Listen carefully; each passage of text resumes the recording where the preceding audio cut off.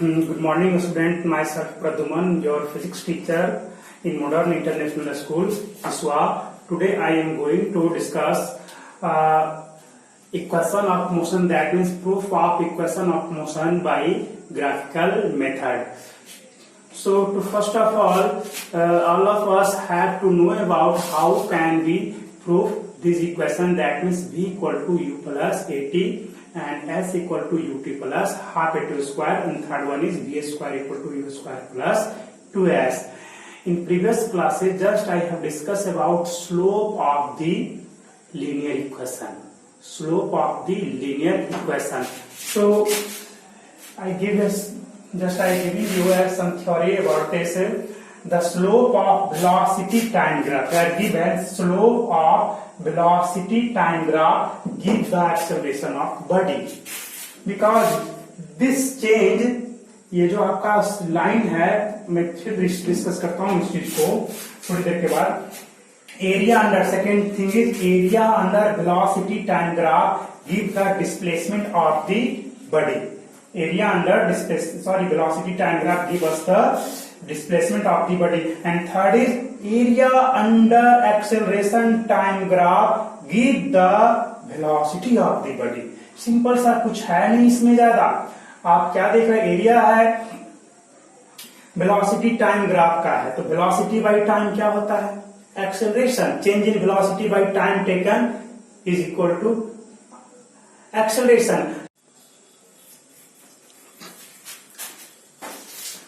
Now, proof of equation of motion. First of all, I have already discussed about some theory related with equation of motion. The slope of velocity time graph give the acceleration of the body, and also area under velocity time graph give the displacement of the body. So, if we have to calculate, that means prove the equation of motion, we apply this statement and this theory to prove the equation of motion. Here, let us consider a body start with initial velocity u. After time t, its velocity becomes v. So, the graph of the motion of the moving body is as given below, because I draw it. So, first of all, you create the table for velocity time graph. Initial velocity is u, that means at time t equal to 0, when body start, that is time is equal to 0. When time is 0, velocity is u. After time t, its velocity becomes v. When time is t, then velocity is v. So here you take time axis and this one is velocity axis. Here 1 second, 2 second, 3 second, 4 second, 1 meter per second, that's 2 meter per second, 3 meter, 4, 5, 6, 7, 8. It may be where on this line at any place u is also present. कहीं कहीं तो u होगा ही. ऐसा नहीं है कि u आपका random कुछ भी हो सकता है. u आपका 2 मीटर पर सेकेंड हो सकता है, 3 मीटर पर सेकेंड हो सकता है, 5 मीटर पर सेकेंड हो सकता है, तो वो इसी लाइन पर आएगा ना. When time is 0, velocity is u. Suppose velocity u is at this place, then first point is 0 and u at this place. When time is t second, then velocity becomes v. आपका हो सकता है कहीं पे velocity v तो होगा, suppose यहाँ पर velocity v है ना, तो इंक्रीज हुआ 1 2 3 4 5 6 7 8 9, v पहुंच गया. हो सकता है v इक्वल टू 80 मीटर पर सेकेंड लास्ट वेलोसिटी, है ना. इस तरह से हम यहाँ भी लिख सकते हैं. टाइम कितना हुआ है आपका, t सेकेंड हुआ. फिर time is t second, 1 second, 2 3 4 5 6, कहीं कहीं तो t सेकेंड हो ही सकता है ना. आपका टाइम एक्सिस है, टाइम आपका मूव कर रहा है. अब जरा ग्राफ को कैसे ड्रॉ करो, स्ट्रेट लाइन का ग्राफ ड्रॉ करना है ना. यूनिफॉर्मली एक्सेलरेटेड मोशन में आपका तो क्या होता है, स्ट्रेट लाइन होगा तो 2 ही पॉइंट की आवश्यकता होती है ना. First point is here and second point is, you have to locate this point, है ना. कैसे लोकेट करोगे, when time is t, velocity is v. Already study in class 8.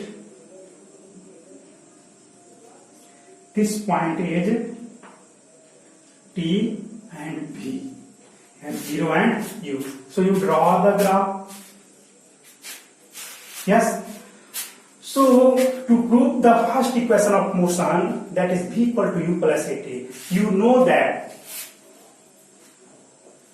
slope of the velocity time graph give the acceleration. So you have find out the slope of this line to give the acceleration. Now proceed. You know A, O, B, C and D. What is the slope of this line? As you know, slope of this line is BC by AC, है ना. आपको पता है horizontal distance के respect में जो height उठा रहता है उसी के साथ हॉरिजॉन्टल डिस्टेंस का रेशियो स्लोप होता है. That means slope of graph equal to BC divide by AC. What is BC? This height is U and this height is V. So BC is equal to, this is also U. This one is V. So this one is V minus U. Here AC equal to, यहां से यहां तक क्या है T है, ये भी क्या ही होगा T ही होगा, है ना. तो आप क्या लिखोगे अब इसको, स्लोप क्या होता है, slope of the graph is acceleration equal to BC, that is V minus U by T. So you write here A, V minus U by T. So overall you get the result V equal to U plus AT, है ना. इस तरह से आपने first equation of motion को proof कर लिया.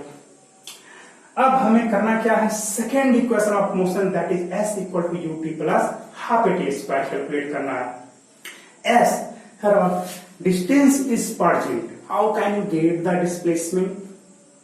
So I have already discussed, है ना, the area under velocity time graph. That means यही है आपका velocity time ग्राफ का, यही है आपका, है ना, ग्राफ ऑफ द बॉडी. इसके अंदर, इसके नीचे का ये टाइम एक्सिस है ना, इसके अंदर का जो भी एरिया होगा वही क्या देता है, डिस्प्लेसमेंट देता है. तो you have to find out the displacement, sorry area under velocity time graph. So आप ट्राई कर सकते हैं. एरिया ऑफ ट्रेपीजियम से चलो. Area of trapezium is the area under velocity time graph. Area of trapezium is area under velocity time graph, है ना. इसी को S बोलते हैं हम लोग डिस्प्लेसमेंट, और डिस्प्लेसमेंट भी बोल सकते हैं.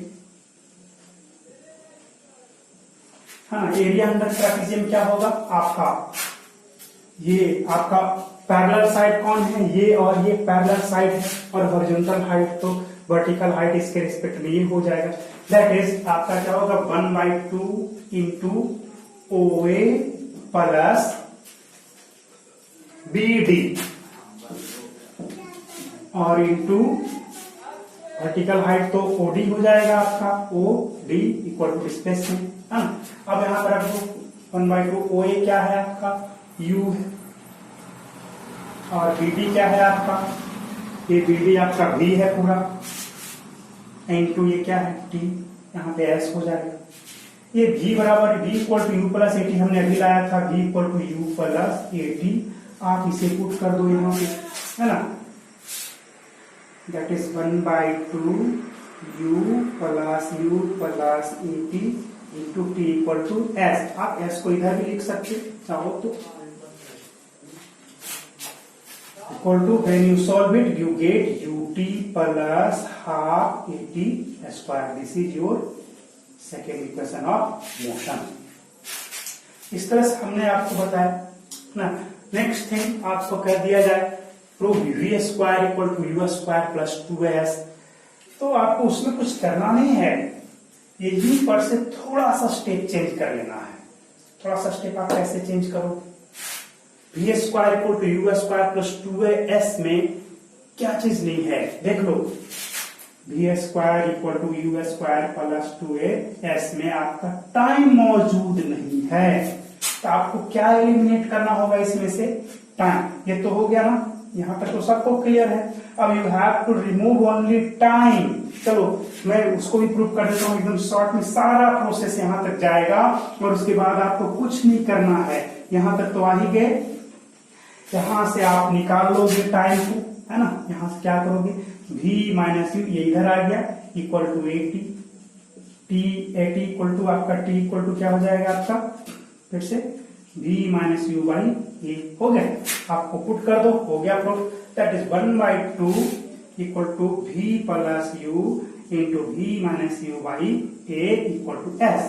आपका डिनोमिनेटर में क्या बच गया, 2a। आप इधर की ओर मल्टीप्लाई कर दो, v square minus u square equal to 2as। आप यहाँ solve v square equal to u square plus 2as लिख सकते हैं। तो ये आपका इक्वेशन नंबर 3 भी प्रूफ हो गया। तो इस तरह से आप इक्वेशन ऑफ मोशंस को इजी वे में प्रूफ कर सकते हैं। v equal to u plus a t के लिए क्या करना होगा, slope of the graph give the acceleration of the body. बस एक्सेलरेशन का हिसाब होगा, इसका स्लोप फाइंड आउट करो, हो गया प्रूफ। और सेकेंड इक्वेशन के लिए area under this trapezium, third equation के लिए भी area under this trapezium apply कर देंगे, हो जाएगा, है ना। तो it's all for today's, rest in next class.